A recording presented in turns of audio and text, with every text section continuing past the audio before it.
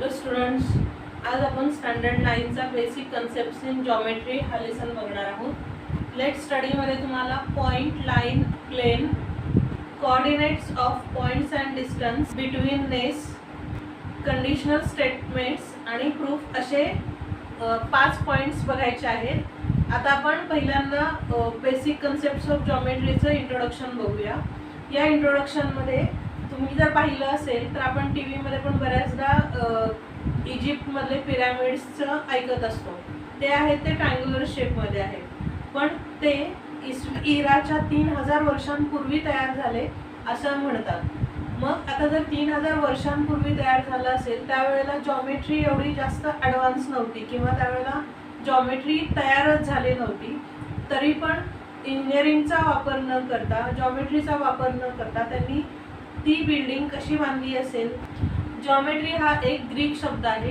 यामध्ये जिओ आणि मेट्री असे 2 शब्द एकत्र येऊन जॉमेट्री हा शब्द तयार झाले. जिओ म्हणजे अर्थवरचा आणि मेट्री म्हणजे मेजरमेंट्स. अर्थवरच्या मेजरमेंट्सना आपण जॉमेट्री असं म्हणतो आणि त्याचे बेसिक कन्सेप्ट्स आपल्याला बघायचे आहेत. आता अर्थवरच्या मेजरमेंट्स म्हणजे काय? ज्यावेळेला आपण एखादी बिल्डिंग प्लॅन करताना किंवा जर सिव्हिल इंजिनियरचा जर आपण मॅप बघितलं तर त्या मॅपमध्ये ते त्या लँडचं पूर्ण मेजरमेंट्स घेतात. त्या लँडवर आपल्याला एक ती बिल्डिंग कशी उभा करायची आहे त्याचा एक प्लॅन तयार करतात. हे सगळं जॉमेट्रीमध्ये येतं. त्यामध्ये वेगवेगळे शेप्स वापरले जातात. त्या लँडचे बेस किती घ्यायचा, त्या लँडवर बेस किती दिला म्हणजे ती बिल्डिंग चांगल्या प्रकारे उभं करता येईल, हे सगळं जॉमेट्रीमध्ये येतं. तर आपण आज बेसिक कन्सेप्ट्स ऑफ जॉमेट्री हा लेसन चालू करू. पॉइंट, लाईन अँड प्लेन असे पार्ट आहेत. आपण जे 6th स्टँडर्डमध्ये पाहिलं होतं की पॉइंट म्हणजे काय, लाईन म्हणजे काय, प्लेन म्हणजे काय. तर आता आपण पॉइंट, प्लेन आणि लाईन हे एक्सप्लेन न करता फक्त आपल्याला माहिती आहे असं गृहीत धरून पुढचा पार्ट बघायला चालू करूया. तर आपण बघितलं होतं की आपण लाईन म्हणजे एक्सटेंडेड लाईन म्हणत होतो, पण आता आपण लाईन म्हणजे स्ट्रेट लाईन असा अर्थ घेतो. आता आपण coordinates of points and distance बघणार आहोत. कोऑर्डिनेट्स म्हणजे काय? ज्यावेळेला आपण इंटिजर्स बघत होतो त्यावेळेला आपण एक लाईन ड्रॉ करत होतो. त्या लाईनवर 0 पासून इकडे प्लसचे सगळे नंबर्स लिहित होतो आणि लेफ्ट हँड साईडला 0 पासूनचे मायनस पर्यंतचे सगळे नंबर्स लिहित होतो. मायनसचे नंबर्स इकडे लिहित होतो. तर आता आपण इथं जे नंबर्स लिहिणार आहोत 1 2 3 4 असे किंवा -1 -2 -3 असे नंबर्स लिहिणार आहोत. त्या सगळ्या पॉईंट्सना आपण त्याचे कोऑर्डिनेट्स असं म्हणणार आहोत. हे झाले त्याचे कोऑर्डिनेट पॉईंट्स. त्या पॉईंटला आता इथं वरती बघितलं तर तुम्ही ABCDOE असे नावं दिलेली आहेत.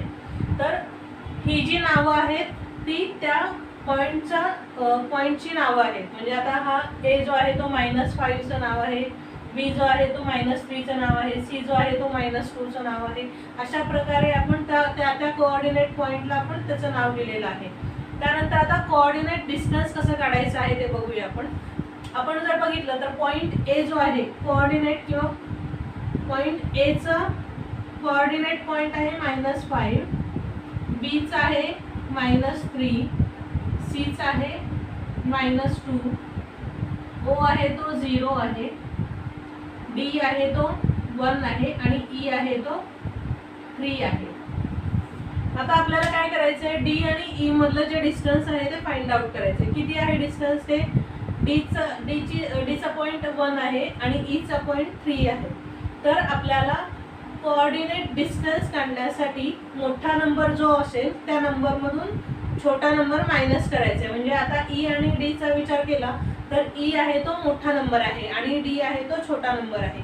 त्यामुळे आपण काय करणार आहोत? कोऑर्डिनेट पॉईंट DE काढण्यासाठी काढायचं आपल्याला. म्हणून E, D असं लिहिलंय. Eचा पॉईंट आहे 3 आणि Dचा पॉईंट आहे 1. आता मोठ्या पॉईंटमधून छोटा पॉईंट आहे तो मायनस करायचा आहे. मोठ्या नंबरमधून छोटा नंबर मायनस करायचा आहे. हे कंपल्सरी आहे, ते लक्षात ठेवायचं. 3 - 1 = 2. आता ह्या दोघांमधलं डिस्टन्स जे झालं ते 2 झालं. मग आपण समजा हा D आणि D आधी लिहिला, E नंतर लिहिला तर फरक पडणार नाही त्याने. तर हे डिस्टन्स आहे ते अशाच प्रकारे काढायचं आहे. आता ह्याची लेंथ लिहिताना लेंथ DE = 2 असं लिहू शकतो आपण. आता आपण सी आणि डी चा डिस्टन्स काढूया. डिस्टन्स सी कॉमा डी काढू. आता यामध्ये मोठा नंबर कुठला आहे? -2 आणि 1. -2 आणि 1 मध्ये 1 हा मोठा आहे आणि -2 हा छोटा आहे. त्यामुळे आपण काय करणार? 1 मायनस ऑफ -2 करणार. मायनस ऑफ -2 साइन रूल्स होते आपल्याकडं. Plus plus plus plus plus minus minus minus plus minus minus minus plus हे साइन्स आपल्याला सगळीकडे वापरायचे आहेत जॉमेट्रीमध्ये. तर आता इथं मायनस मायनस जे आहे ते प्लस होणार आहे. म्हणून 1 मायनस ऑफ -2 म्हणजे +2 इज इक्वल टू 3 होणार आणि त्याचा डिस्टन्स जे आहे ते 3 होणार आहे. Distance C D C comma D is equal to 3 आणि लेंथ लिहिताना length C D is equal to 3 असं लिहायचं आहे आपल्याला. तर अशा प्रकारे आपण दोन कोऑर्डिनेट पॉइंट्स मधलं डिस्टन्स काढू शकतो किंवा त्याची लेंथ मेजर करू शकतो. पुढचा पॉइंट आहे आपला बिटवीननेस. बिटवीनचा अर्थ काय झाला? बिटवीन म्हणजे मध्ये असलेला, म्हणजे दोघांच्या मध्ये असलेला म्हणजे बिटवीन झाला. आता बिटवीननेस म्हणजे काय? तर दोन पॉइंट्सच्या मध्ये असलेला पॉइंट म्हणजे त्याचा बिटवीननेस आपण दाखवतो. आता आपल्याला 3 पॉइंट आहेत ते कोलिनियर पॉइंट्स आहेत असं सांगितलंय. म्हणजे पी क्यू आर असे 3 पॉइंट्स दिलेले आहेत. ते तिन्ही पॉइंट्स कोलिनियर आहेत असे सांगितलेले आहे. कोलिनियर आहेत म्हणजे काय? तर ते तिन्ही पॉइंट्स एका लाईनवर आहेत. आपल्याला 3 पॉसिबिलिटीज निघतात. त्यांनी फक्त एवढं सांगितलं की ते 3 कोलिनियर पॉइंट्स आहेत. मग त्या पॉइंट्सची आपण पोझिशन बदलू शकतो, त्या पॉइंट्सला पुढे मागं कसंही लिहू शकतो. तर त्याप्रमाणे आपण आपल्याला 3 पॉसिबिलिटीज मिळणार आहेत त्या बघूया. पहिली पॉसिबिलिटी आहे पी पहिल्यांदा येईल, क्यू मध्ये येईल आणि आर नंतर येईल. ही झाली त्याची पहिली पॉसिबिलिटी. म्हणजे Q is in between P and R points. म्हणजे क्यू हा पी आणि आरच्या पॉइंट मध्ये आहे म्हणून त्याचा बिटवीननेस झाला. बिटवीननेस मधला पॉइंट आहे क्यू. त्यानंतर जर आपण बघितलं तर आपण पहिल्यांदा पी क्यू आर असं घेतलं, नंतर आपण त्याच्या पोझिशन बदलणार आहोत. आपण आता पहिला पी घेतला आणि आर क्यूच्या पोझिशन बदलल्या. जिथं आर होता तिथं क्यू ठेवला आणि जिथं क्यू होता तिथं आर ठेवला. मग आपल्याला मधला पॉइंट मिळालाय तो आर मिळालेला आहे. त्यामुळं याचा बिटवीन पी अँड क्यूचा बिटवीन म्हणजे मधला पॉइंट झाला आर. तसंच आर पी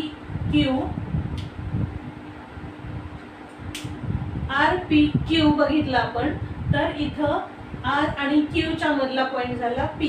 ह्या 3 पॉसिबिलिटीज आपल्याला मिळालेल्या आहेत. त्याच्यावरून आपण आता बिटवीननेस साठीचा जो फॉर्म्युला आहे तो आता आपल्याला बिटवीननेस दाखवायची आहे. बिटवीननेस दाखवायची म्हणजे त्या पॉइंट्स मधला जो मधला पॉइंट आहे त्याच्याप्रमाणे आपण जर बघितलं तर डिस्टन्स पी पासून क्यूचा डिस्टन्स, क्यू पासूनचा आर डिस्टन्स हे जर घेतलं आपण तर आपल्याला पी पासून आरचा डिस्टन्स मिळणार आहे. म्हणून आपण distance P comma Q plus distance Q comma R is equal to distance P comma R असं लिहिलेलं आहे. ज्या वेळेला आपल्याला क्यू हा मधला पॉइंट असेल, त्या 2 पॉइंटच्या मधला असेल तर आपण हा फॉर्म्युला लिहू शकतो. पण हा फॉर्म्युला सगळीकडे वापरता येणार नाही कारण पहिल्या लाईनमध्येच फक्त क्यू हा मध्ये आहे, नंतरच्या पॉइंटमध्ये आर मध्ये आहे आणि इथं पी मध्ये आहे. त्यामुळे आपले नंतर फॉर्म्युले बदलत जाणार आहेत. D in bracket P comma R, पहिल्यांदा पी पासून आर पर्यंतचं डिस्टन्स काढायचं, नंतर आर पासून क्यू पर्यंतचं डिस्टन्स काढायचं आणि त्या दोघांची ॲडिशन जी येईल ते डिस्टन्स पी कॉमा क्यू होईल. ज्या वेळेला आर हा मधला पॉइंट असेल त्यावेळेला हा फॉर्म्युला तयार होईल.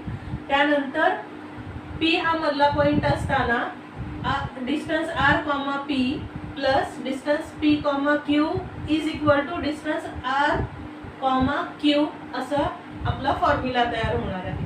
तर मधला पॉइंट कुठला आहे ते बघूनच आपल्याला त्या डिस्टन्सचा फॉर्म्युला त्याप्रमाणे बदलायचा आहे हे लक्षात ठेवा. एक्झाम्पल नंबर 1 मध्ये आपल्याला distance A comma B is equal to 5, D distance B comma C is equal to 11 and distance A comma C is equal to 6 दिले. यावरून आपल्याला मधला पॉइंट कुठला आहे ते काढायचं आहे. तर आपण पहिल्यांदा त्याची डायग्राम काढून घेऊया. आपण समजू की ए बी सी हे कोलिनियर पॉइंट्स आहेत, ते ए बी सी असेच आहेत आणि त्याचा डिस्टन्स आपण ए बी 5 दिलेला आहे, बी सी 6 दिलेला आहे. तर हे असंच येतं का ते आपल्याला बघायचं. त्याला दिलेलं आहे की distance B, C is equal to 11 आहे असं दिलेलं आहे. डिस्टन्स आहे ते सगळ्यात मोठा आहे त्यामुळे ते पहिल्यांदा आपण लिहून घेतलं. नंतर आता उरलेल्या दोन डिस्टन्सेसची ॲडिशन करूया. Therefore distance A, B plus distance A, C. आता त्याच्या व्हॅल्यू ठेवूया आपण. A, B ची व्हॅल्यू आहे 5 and A, C ची व्हॅल्यू आहे 6. या दोघांची ॲडिशन 11 झाली. आता 1 and 2 बघितलं आपण तर त्या दोघां राईट हँड साईड सारख्या झाल्यामुळे लेफ्ट हँड साईड पण सारख्याच होणार. तो distance B, C is equal to distance A, B plus distance A, C असा होईल. पण आपण जर फॉर्म्युलामध्ये बघितलं तर एकच जर लेटर रिपीट झालं तर तो जो पॉइंट असतो तो मधला पॉइंट असतो. तर या फॉर्म्युला जो तयार झालाय हा त्या फॉर्म्युल्याप्रमाणे A हा रिपीटेड पॉइंट आहे त्यामुळे जो मधला पॉइंट असणार आहे तो A असणार आहे. म्हणून ही जी डायग्राम आहे ती ही अशी न येता इथं आपल्याला आता A मध्ये ठेवायला लागेल. मग आपण इथं AB चं डिस्टन्स आहे ते 5 दिले त्यामुळे B इकडे लिहायचा आणि AC चं डिस्टन्स 6 आहे म्हणून AC असा येणार आहे. आणि ही डायग्राम आता आपल्याला करेक्ट डायग्राम मिळणार आहे. आपलं अझम्पशन होतं ते चुकीचं होतं. ही डायग्राम अशी. सेकंड एक्झाम्पल मध्ये आपल्याला 3 सिटीज दिलेल्या आहेत. त्या 3 सिटीज मधलं डिस्टन्स सांगितलेले आहे. U, A म्हणजे U पासून A पर्यंतचं डिस्टन्स आहे ते 215 किलोमीटर 215 किलोमीटर आहे असं सांगितलंय. V सिटी पासून A सिटी पर्यंतचं जे डिस्टन्स आहे ते 140 किलोमीटर आहे असं सांगितलंय. आणि U सिटी पासून V सिटी पर्यंतचं डिस्टन्स होणार आहे ते 75 किलोमीटर्स असणार आहे. त्यामध्ये आपल्याला सगळ्यात मोठा नंबर जो आहे तो पहिल्यांदा सेपरेट लिहून घ्यायचा. तो आहे 250 किलोमीटर. तो झाला 0.1.